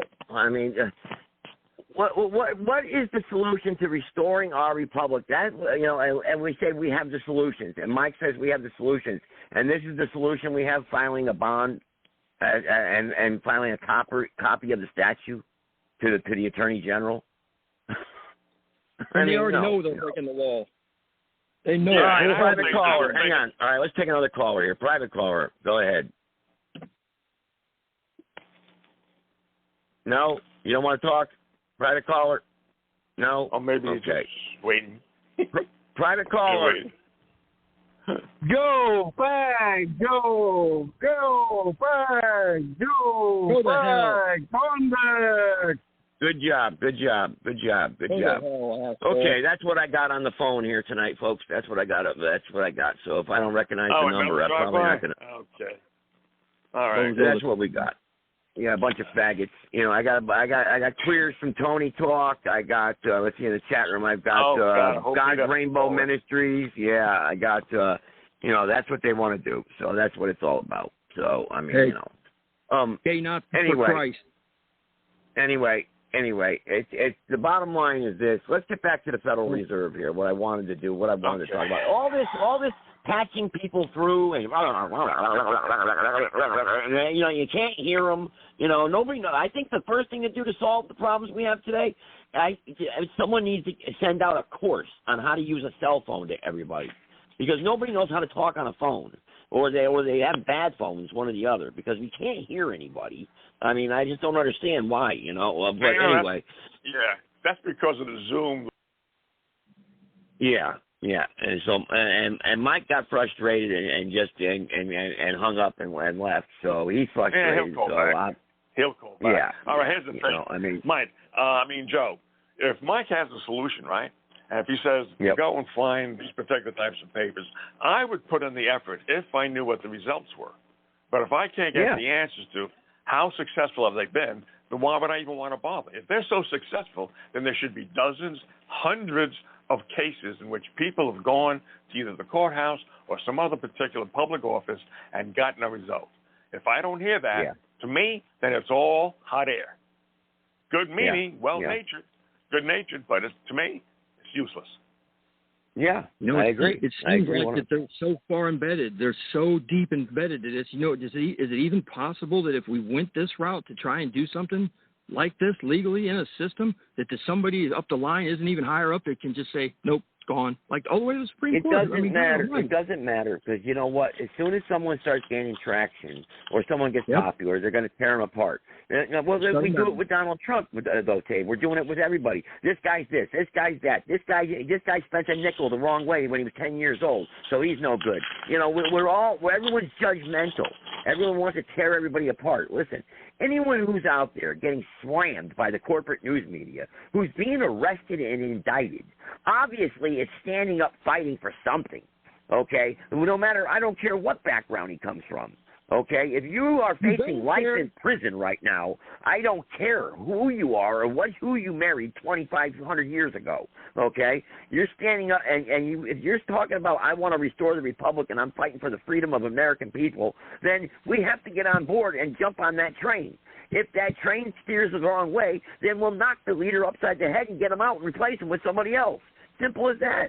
You know, we just can't be tearing everybody down and tearing everybody apart because right now we don't have anybody standing up anyway fighting for what's right.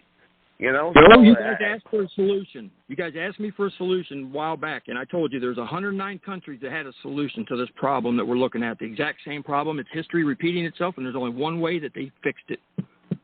And how did they do that, Dave? What was that solution? Just what you just said. They were on that train with these leader, and then they had to knock him upside his head and get rid of him. That has been the ultimate solution, but we're trying to avoid that. And yes, every time we go up the ladder, there's somebody there who does say, there is somebody there who does say, slap, right? But there also have been judges which have been on the side of Trump, been on the side of right, in order to make sure that Biden doesn't get his way at the pace that he wants to. There are honest judges out there. We have to find a way. Hey, stop trying to interrupt him. Let him finish. I have to stop you there because I have to say that there's no way that Trump or this judge is stopping anything Biden's doing because what do they stop? No, judges have come down with decisions in the past few weeks which have stayed Biden's decision for, I forget what particular action he wanted to take. I forget, but it's there in the newspapers and the headlines. Okay? So there are honest judges out there, not a lot, but we can't just give up now. Either we die today or we die 2 years from now. I'd rather die on my knees fighting than on my back looking up at somebody's clubbing me because I didn't do a goddamn thing. That's right. That's right. You know, I'm with you on that 100%. 100%. We have grassroots candidates out there. Right. We have to keep trying until we know we can't try anymore. And then the ultimate solution, that's going to be obvious. But we might make a breakthrough if we continue to try. That's my philosophy. I think America's waking up for the most part. If you watch some of the mainstream news, you do see things that people are starting to come forward, like the parents going to the school board meetings and showing up, and more of a bigger outcome. You know, where at the beginning it was you never even heard about it. And the FBI was the parents. If you take a look at the polls, a lot of the polls, I mean, even the Democrats don't like Biden, and a lot of the Democrats don't like Kamala Harris. They don't like the policies which have been coming down the pike the past couple of years. People are waking up, so we have to try to do something within our power. If we can't find something within our power, then we did everyone, Joe, did you listen to what I played in the beginning, the 7-minute clip about the restoration of the Republic, about the gold being shipped out of the Vatican? Oh, I heard that the very last, I heard something like 150 trucks or something, Yes. Yeah, the gold. This is the stuff that we've been talking about for years, about the Republic, the de facto corporation. We have an insolvent, bankrupt corporation right now in D.C. They are corporate actors. They are not our leaders. We are not under the Constitution right now, and people don't understand that.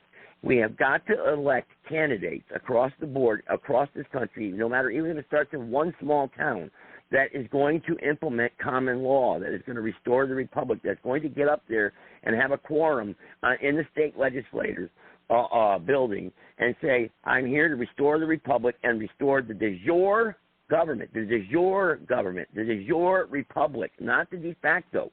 But how do we do that? We have got to abolish the Federal Reserve. We have to restore sound money. We've got to decodify all these laws, these statutes that are on the books. We have 1 million statutes on the books that are unconstitutional. We've got to reverse that. We've got to reverse the thinking of the people out there that they think they're entitled to something that they're not. And we have to live by the Constitution. The Constitution is what we have got to live by. We have got to move forward that way. And I'm a candidate here in North Carolina. I'm a candidate. I'm willing to do that. I'm willing to put together a team here in North Carolina to stand up in the legislative body to restore our republic, restore common law in the state of North Carolina. And hopefully it'll spread to other states across the union. But, it would be great if we had a president that would stand up and do that and that would implement all that. Trump's saying he's going to, but he had 4 years to do it, and he didn't do it. I don't know why. Maybe, I'm with Mike. I don't trust Trump. Me either. Okay? Yeah, I know. A lot of people don't. He had plenty of time to declare that the vaccine was very dangerous to the American people. Plenty of time after he got out of office. But he kept on recommending that it's safe. No way. Yeah. No way. I know. Clinton, too. He should have locked that bitch up. Well, he should have prosecuted. But you're right, Joe. That's a red flag right there. You're absolutely right. Do we give him a pass on that? No. But at the same time, he did a lot of other great things too. Oh, he did a lot of great things. He did a lot of great things. He's one of the greatest presidents ever. He's one of the greatest ever. I have to ask myself the question, though. Remember, when he got elected, not one Republican, not one Democrat, especially Democrats, but not one Republican, except maybe Rand Paul, even though he got insulted by Trump in the very first debate, like Trump and what he said he was going to do. But for the first 2 years, they resisted everything he tried to do until he gained so much popularity in the polls. And when their time for midterms came up, they needed Trump. Then all of a sudden, what's that guy's name? The guy from South Carolina. The guy that was a friend of McCain. Whatever his name was. Any of them. They all needed Trump, and they all became Trump's best friend, so that he could endorse them. But then afterwards, what happened? Yeah. Okay? So we see right now, guys, not one candidate's going to be able to get in there. It's Trump's going to be the nominee. So we have to back Trump. We have to back him. So we got to be careful how we knock him. As much as we say ththose red flags are there, because there's nobody else that's going to get nominated. DeSantis isn't going to do it. Tim Scott's not going to do it. I say you get Trump in there and you get Trump to pick Kennedy as the VP. I want Kennedy as the president. I know, but I don't think he'll be. I don't think he'll be the nominee. I want them all out of there. I want to start fresh and new with some people that have just about. But realistically, that's not going. I know that would be great, but it's not going to happen, though. It's not going to happen. Do you see where I'm saying that the structure with the military is?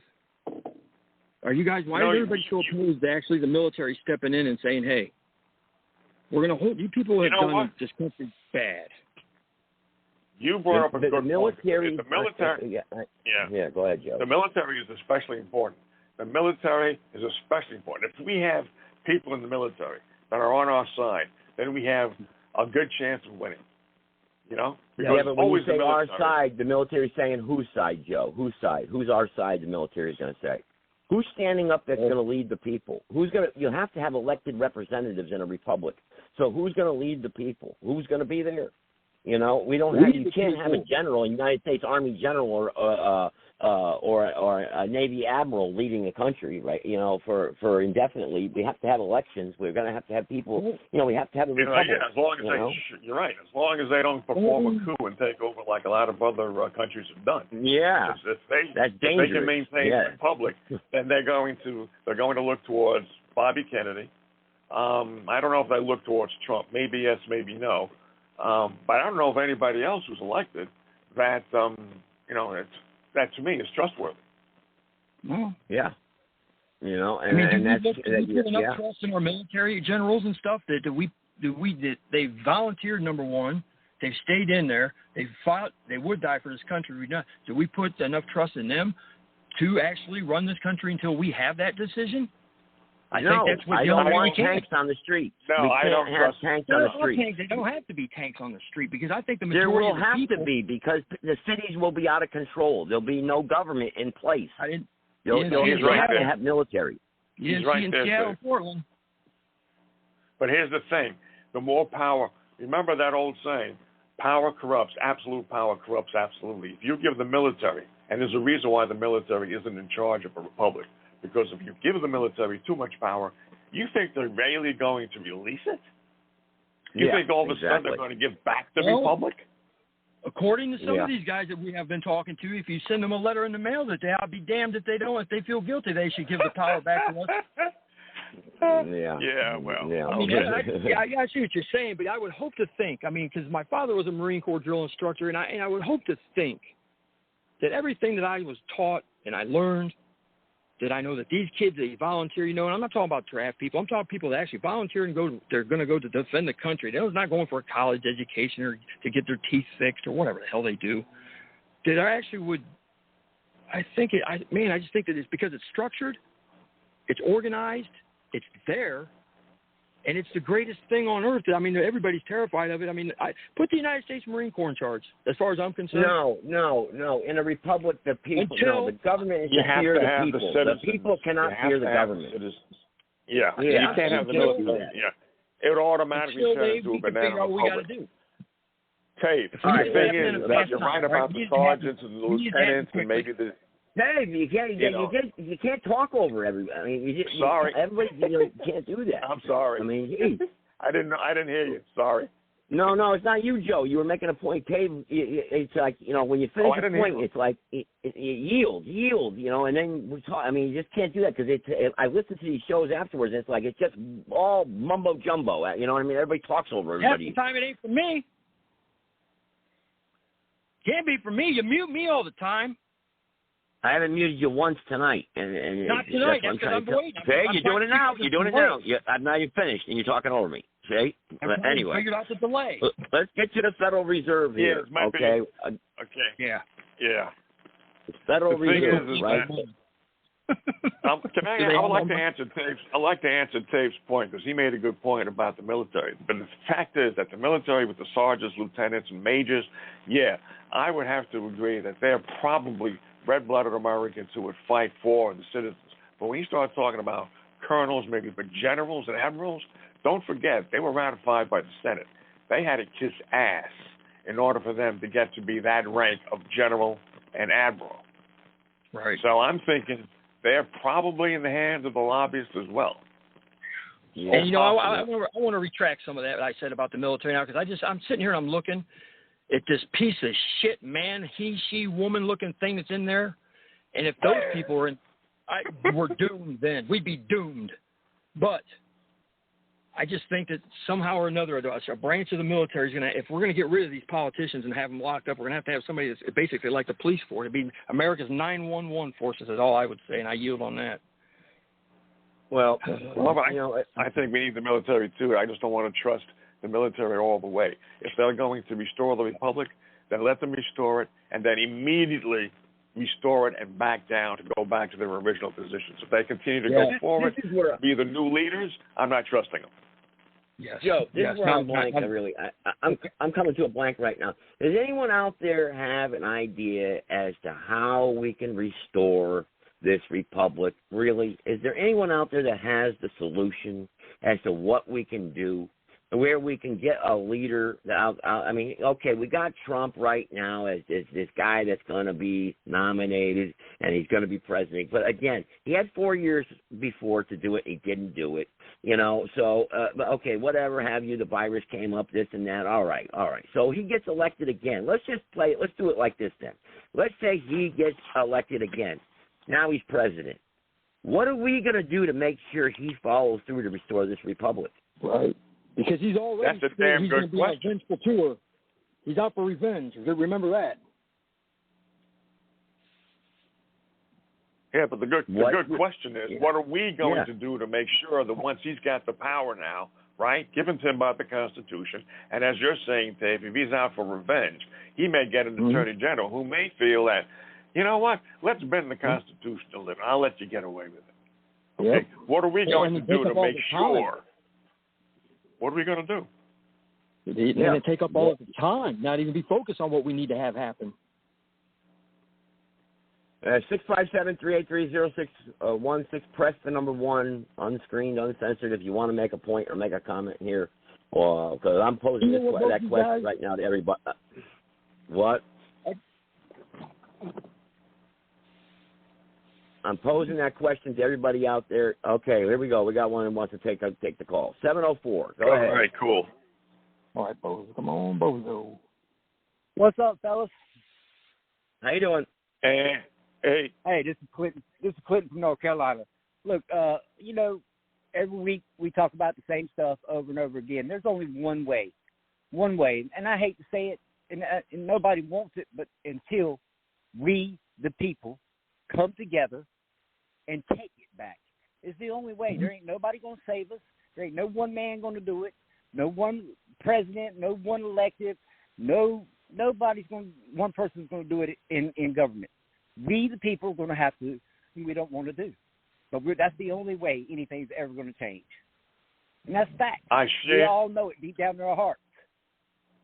I share your frustration, and I bet you everybody who's listening. It's just facts, man. We can talk about it all we want. We can elect whoever we want. But nothing's ever going to change. We all know that.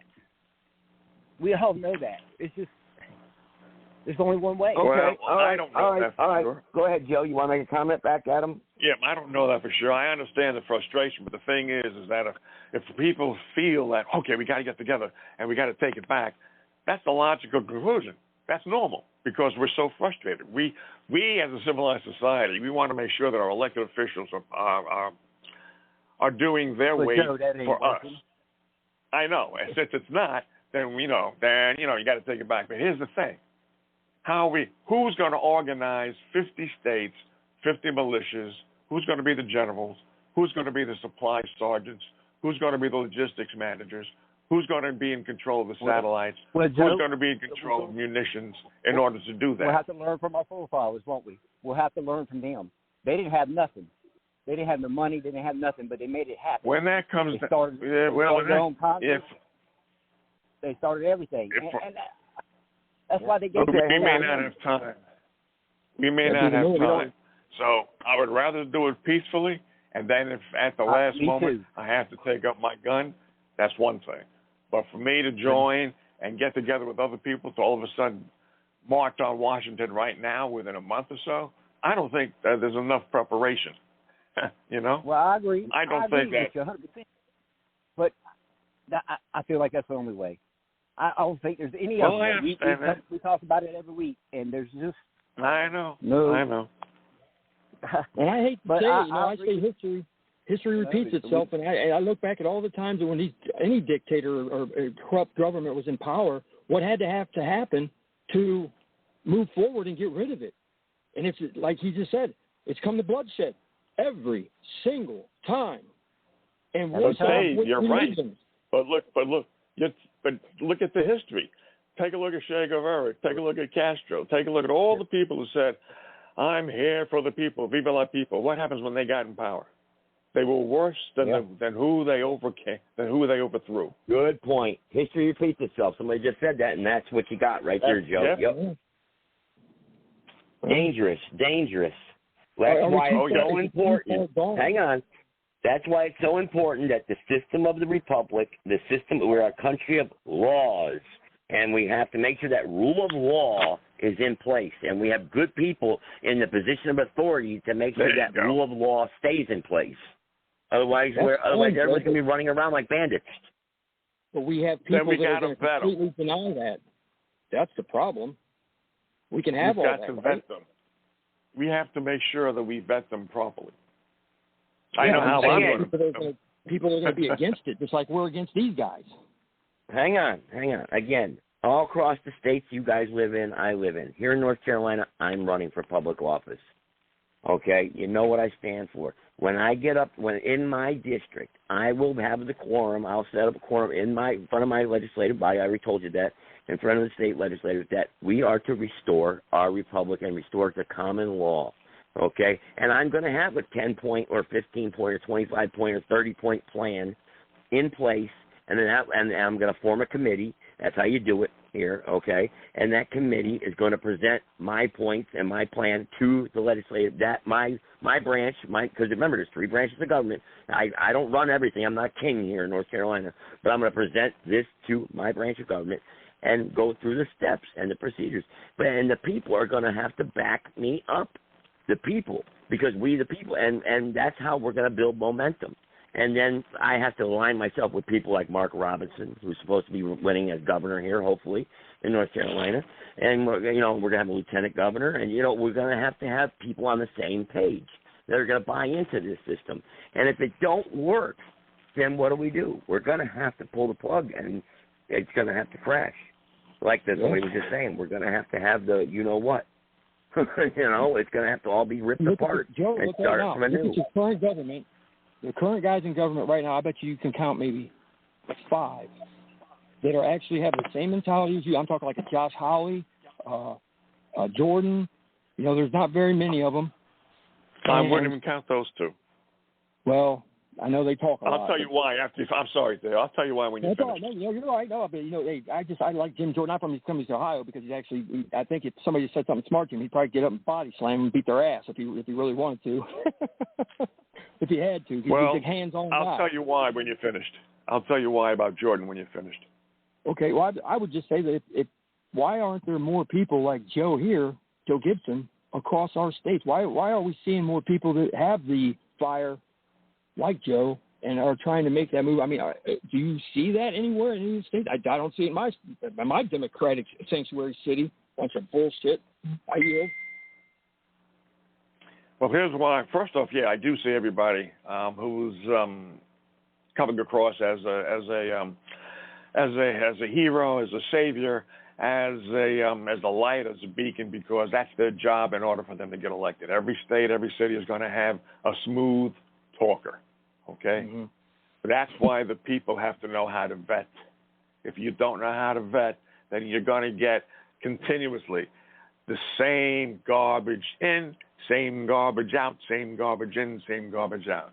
Because as soon as they get in there, all of a sudden you find out they were lying, but they were smooth about it. But you can't do anything about it now that they're in there. Now to get to Jordan, why I don't like Jordan is because a couple of years ago he had Fauci on the ropes. He asked Fauci a question, something like, if it was a final question, and then, what was the exact question? I forget, it was a couple of years ago. I know exactly what you're talking about, though. He had a guy where the guy should have been locked up after he was done talking. Well, yeah, right. Fauci should have. He said, something about the mask, I believe, and how do you know, what can we do if the masks don't work? And then he didn't follow up on it. He could have followed up with a knockout, but he didn't. Yeah. He let Fauci go. Let me go into this real quick here, Joe, because it was time for me. Because look, what's very important to establish, our republic in our communities is obviously, I always bring it up, our bartering system, because we have to have a bartering system, obviously, a sound bartering system. And, the problem, I'm going to just read this here that was put together, and I messed with it too.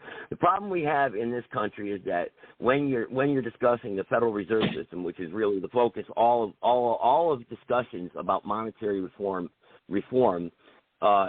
invariably, that the discussion comes down to the question of whether the dollar should be somehow linked or backed by gold or silver or some other valuable commodity. At least there's a whole school of thought that brings that up at these discussions.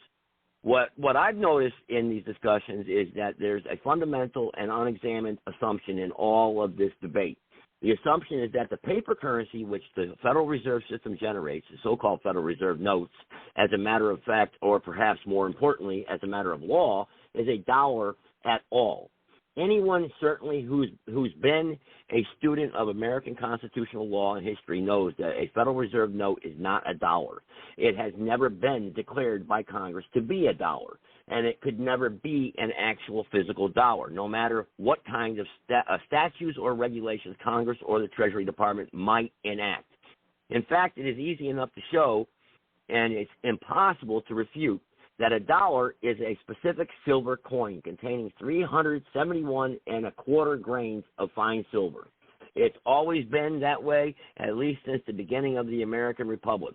The Constitution fixes the monetary unit of the United States as this dollar, and it empowers Congress to coin silver and gold coins, the values of which have to be regulated in relation to the dollar, and it very specifically prohibits the government from issuing what the Founding Fathers called bills of credit, today paper currency, that's redeemable in silver or gold. And the Constitution also outlaws any form of legal tender except silver and gold coins. Thus, from the perspective of the Constitution and most of American history, it is really senseless to talk about making the dollar redeemable or to talk about adopting a silver or gold-backed dollar. The very fact that so much debate on the Federal Reserve System focuses on this really senseless point demonstrates how totally ignorant most of the people are about the subject of American money. So defining the dollar constitutionally is only the first step in explaining the real nature of the problem which the Federal Reserve System poses. You have to look at three other aspects. First, you have to keep in mind that the evolution of the Federal Reserve System exemplifies a typical historical devolution or corruption of the monetary systems throughout the world for the last 2 centuries. This is a devolution from commodity money to fiduciary money to fiat money. I suppose I should offer you some definitions. Commodity money is medium of exchange, the units of which are fixed amounts of an actual commodity that has value other than as money alone. Historically, silver and gold coins of known standard weights and designs emerged as the preferred monies of the entire civilized world. Certainly, that was the result at the end of the last century. In the case of commodity money, the actual commodities, the silver or the gold, is both the medium of exchange and the standard of value. That is the unit of prices. The supply of commodity money is self-limited because of the cost of mining, refining, and coining the silver and gold. That is, the supplies of commodity money will be coined only to the extent that the coinage is economically profitable in the comparison to the alternative investments of the capital that would be needed to mine, refine, and coin the precious metals. The market will simply not produce more gold and silver coin than is necessary compared to all the other uses of that capital. Okay? So you guys following me to that point? You understand pretty much what we're getting here? That we have to have a sound currency. Between gold and silver versus the alternatives. To gold and silver as a commodity and go in silver in coinage. So we have to fix this monetary system. We have to have a bartering system of so let's just put it. I'm not going to read it all. Let me just read one small paragraph here. Originally, the Constitution made our money independent of all electoral politics by fixing the monetary unit as the dollar, by outlawing bills of credit and allowing only silver and gold coin to operate as legal tender. But the Constitution, of course, is the ultimate political charter of the country. So instead of making money politically independent or politically neutral, the Constitution actually settled on one very specific political formula for money. That is a money of intrinsic value, the supply of which the political authorities were not able to manipulate. So the creation of the Federal Reserve System in 1913 did not make Federal Reserve notes politically independent or politically neutral. It merely changed the political character of money, the money system, by empowering a small, unelected clique of self-styled experts and private bankers to control the supply of the Federal Reserve notes, interest rates, and all the other monetary and banking phenomenon, so-called with the contrast of the constitutional system. The Federal Reserve System actually politicized money, and basically it corrupted it. It destroyed our political system too, and our people, and our moral values, our family. It controlled everything. It's the demon of our country. So we have to get back to Go ahead, Joe. Yeah, that's what it was designed for. It was instituted by the Rothschilds in order to suck the billions and the trillions of dollars from every country and put it back into the coffers of the Rothschilds. And by doing so, they also wanted to ruin the culture and the traditions of every country that they infected. So they're right. Yeah. Yeah. So real quick, these steps substitute the government, or actually they substituted the taxpayers for the banks and the bank shareholders as the ultimate guarantors of fiat money. In return for which, because there are two sides to this, the banks agree to do two things. First, they agree to monetize the public debt, that is, to buy government securities for duly created fiat money, and enabling the government to use the fiat money system as an instrument of taxation. Secondly, the banks agree to cooperate in some kind of cartel or self-regulatory scheme to control the expansion of the supply of fiat money within limits that maintain the public confidence. That is the government, and the banks agree to divide the amount that can be looted from the general public by manipulation of the money supply and to moderate that looting so that the system does not collapse and the public does not catch on. That's all that fractional reserve banking system is. It's all a big fat lie, and we have to restore again for the third time, sound money, real intrinsic money, and we have to put that power, the purchasing power, back into the people of this country. And if we do that, maybe we have to start doing that locally in every community across this country, the states that are willing to do it, because most of the states are not going to agree to do it. They're going to stick to this corruption of fractional reserve banking, the system. And just think, if we do that, if we restore sound money, right, and everyone we can call it force majeure across the board, call the debt unpaid, whatever you want to call it. $30 trillion. That's it. Who cares? Scrap it. Force majeure. And we kick out the Federal Reserve, declare it unconstitutional, return sound money to the board. Everyone then could restructure their mortgages to what the real value of the house is and what it really costs on the dollar scale. And that means nobody gets anything for free. Everybody's still going to, but all these agreements and contracts will get ripped up, but they'll be restructured honestly. There'll be honest loans done. There'll be honest lending done, honest credit issued, and we can do that. And people will receive honest pay, and they'll be taxed honestly. And prices will be steady across the board. There'll be no more inflation and deflation. It will stop. It's called Austrian economics. Ron Paul tried to introduce it in 2008 when he first ran, and then again in 2012. It can work. It does work. And it limits all the corruption and the criminal empire out there called the money changers. Yeah. I heard this story one time before, and then I seen it unfold in Libya. What? Gaddafi. Everything you just said. Everything you just said. Every time a country tries to do exactly what you just said for themselves, they get invaded. Yeah. It's insane. They get destroyed. Yeah. Yep. So, but we're Americans, though. We're not Libyans, So, no, but everything try to take us on. They're going to turn on us. The thing is, it presumes honesty. We don't have honest people. It also begs the question: okay, who's going to restore the republic? Are they going to do it rightfully, or are they going to try to do a coup if they try to do it rightfully? Again, power corrupts, and absolute power corrupts absolutely. The people of the United States are brainwashed. I do not blame them. That was the purpose of the Rothschilds and the communists through the universities and high schools, was to brainwash us, and they've done a good job. They made people believe that a man is a girl and a girl is a man. Brainwashing. Yeah. Very, very, very, very influential. Yeah, you're right. You're right. I was expecting other people to contribute here tonight, and call in. Look, I put it on my Nation Builder site there, a petition out there. I'm starting to get that together where, look, the site is up there. We have to build and start someplace. Look, if it has to start here in North Carolina, it can. Look, we start with 5, 10, 100, 10,000, 50,000, 100,000. It can grow. It doesn't matter. It has to start someplace. It's got to start with someone or some group of people that are really believing in what this. Look, it could be you out there, whoever's listening. It could be us. It doesn't matter who it is, as long as we're righteous enough to stand up for what's right and do what's right and not fear evil. And if we do it right, if we do it with a plan that's effective, we have to have strategies and plans in place. We can't just keep talking about background.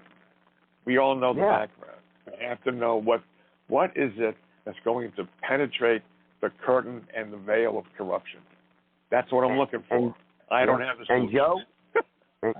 And Joe and everybody out there listening, I don't care what you did 20 years ago. I don't care what you did 50 years ago. Let's get rid of the gossip, the National Enquirer crap that we do, where we tear men and women's character apart. We have to stop that. We have to deal with the present day as it is for what it is, and look forward to tomorrow and building a better tomorrow. I don't care what somebody did 5 years ago or 10 years ago, because that's one big problem we have here in America. We're gossipers. We're constantly tearing people's character apart by going back in their past. Or this guy was divorced 3 times. This guy cheated on his wife. This person got AIDS. This person's a faggot. Whatever.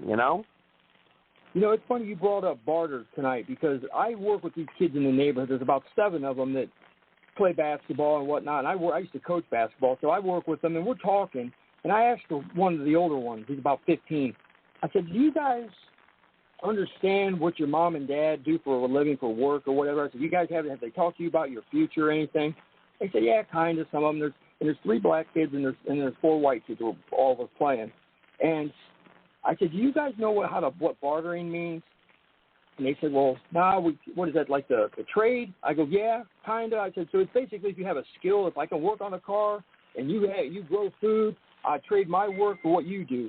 And I said, do you guys understand what happens when the electrical grid goes down in this country? Nobody's phones work and nobody's banks work. Nobody has any digital currency and all this garbage they keep. You guys get your neck stuck down, glued to them phones. I want to slap every one of them. I see them like they look like they got broken neck syndrome. And I said, when all that falls down, and it will, and panic mode comes in. But Tate, we're wasting time talking about that.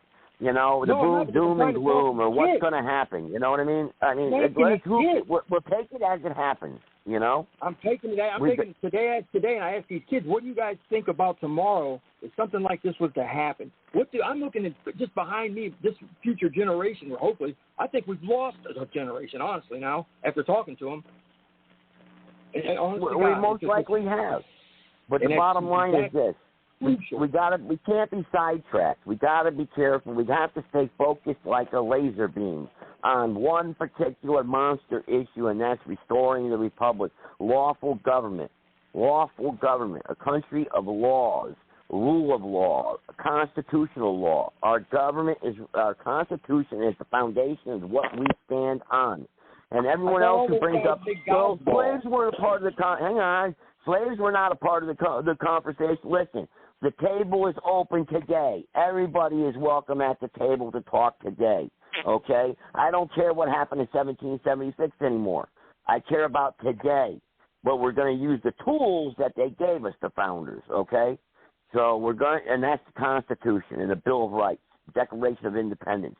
That's what we're going to use to restore our republic.